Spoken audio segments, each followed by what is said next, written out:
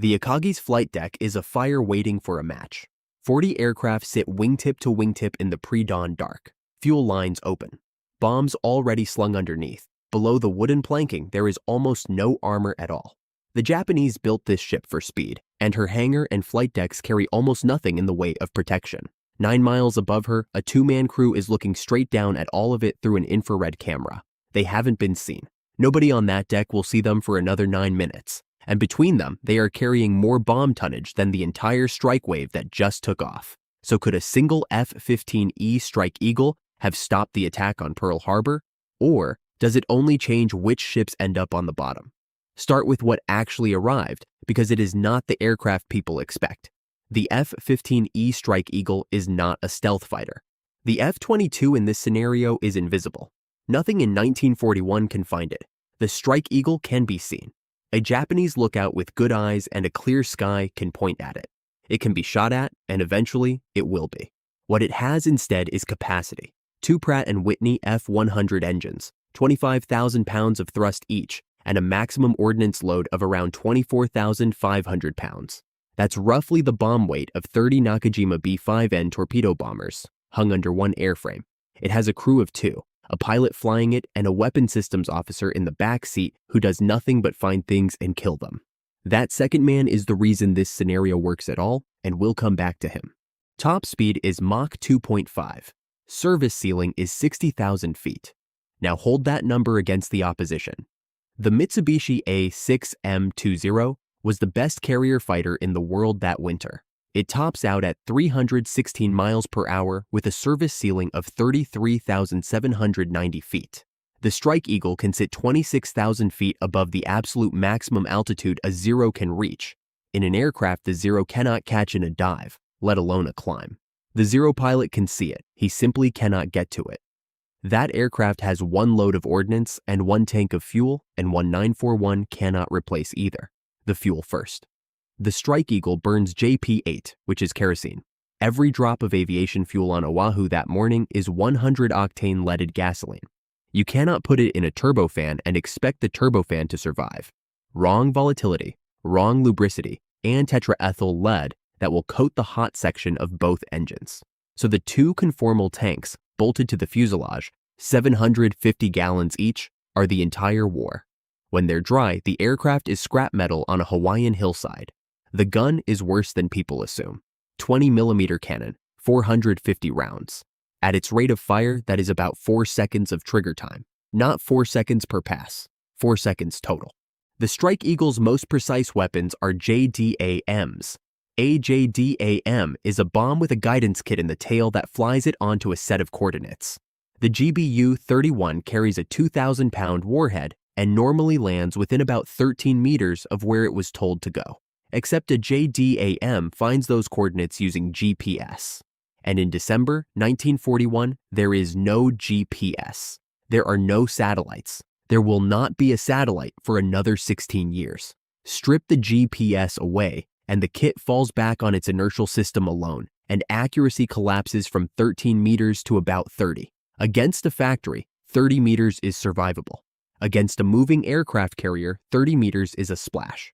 So the smart bombs are the dumb ones now, which leaves the laser. Laser-guided Pavways don't care about satellites. They ride a laser spot, and the Strike Eagle carries its own designator in the targeting pod. The man in the back seat puts the crosshair on a ship and holds it there, and the bomb flies down the beam, holds it there. That's the catch, and it's about to cost them. The first pass goes perfectly. 2 2,000-pound laser-guided bombs come off the rails at high altitude and go through the Akagi's flight deck like it's a stretched canvas. Structurally, that is close to what it is. 40 aircraft are sitting on that deck fully fueled and fully armed. The bombs don't have to sink the carrier. They only have to start the fire, and the carrier's own second wave does the rest. Kaga takes 2 more on the same run. Now picture it from the other side. You're a deck handler on the Kaga. You've been awake since 3 in the morning arming aircraft for the second wave. There is no air raid warning, because there is no radar contact, because nothing on this ship can see 9 miles straight up. The first thing you know about any of it is that the deck in front of you is gone, and the aviation fuel is running downhill towards you, and it's already lit. Nobody is fighting back. There's nothing to fight back at. 2 carriers are burning inside 90 seconds. And that's when the arithmetic turns. To lace a target, you have to keep the pod pointed at it until the bomb arrives. That means holding a predictable line while the weapon falls. Every second spent in that basket is a second the Strike Eagle isn't maneuvering. The Kido Butai is not defenseless. Akagi alone mounts 6 twin 120mm guns and 14 twin 25mm mounts, and there are 28 other warships in that formation. 2 battleships, 3 cruisers, 11 destroyers. None of it can touch an aircraft at 40,000 feet. All of it can reach one that comes down to work. So the pilot stays high, and staying high costs fuel, and it costs time, and the clock was always the real enemy. By the third pass, the Zeros of the Combat Air Patrol have climbed as high as they can get, and are sitting at their ceiling, uselessly, watching. They have 2 20mm cannon apiece, with 60 rounds in each drum, and 2 7.7mm machine guns above the cowling. Perfectly good weapons. Perfectly irrelevant, aimed at a target 6 miles above them. The Strike Eagle has 4 bombs left and about 40 minutes of usable fuel. And now, the crew has to make the only real decision in this entire scenario. There are 2 targets and not enough aircraft to service both. Option 1 is the remaining 4 carriers: Hiryu, Soryu, Shokaku, Zukaku.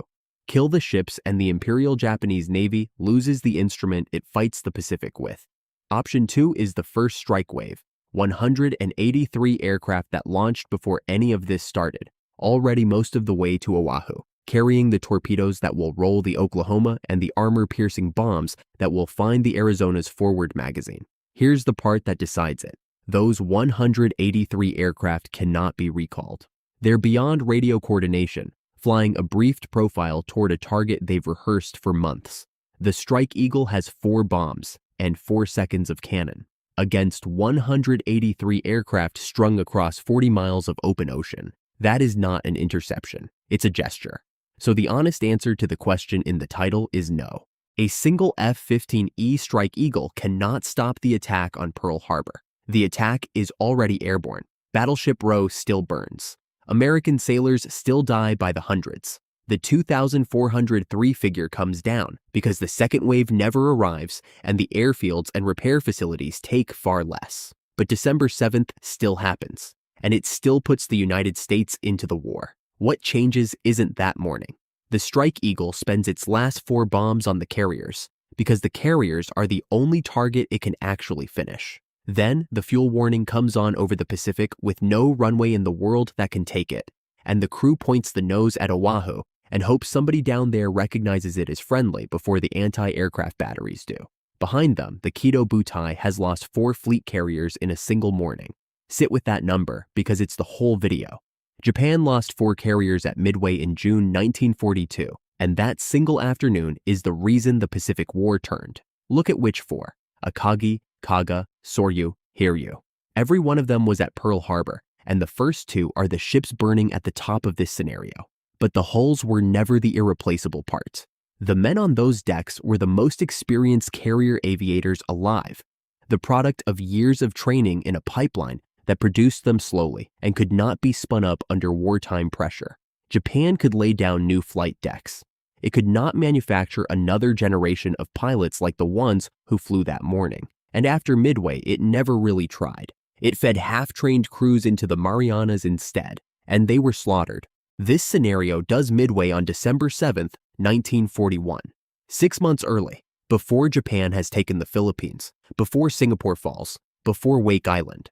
The carriers that would have raided Ceylon in April are on the bottom. The strike force that hits Darwin in February doesn't exist, and the Battle of Midway itself never happens, because there's nothing left to send. Pearl Harbor still happened. It just became the most expensive victory in naval history. 1 aircraft, 8 bombs, and about 90 minutes of fuel. The argument isn't that it saved the battleships. It didn't. The argument is that it might have ended the Pacific War 2 years early, and the men who paid for those 2 years were mostly not at Pearl Harbor that morning. So what would you have done with those last 4 bombs? The carriers, or the wave already in the air? And if one strike fighter can do that to the Kido Butai, what happens when you send something with an actual flight deck of its own? Go watch What If a USS Gerald R. Ford Fought at the Battle of Midway. It's on screen now.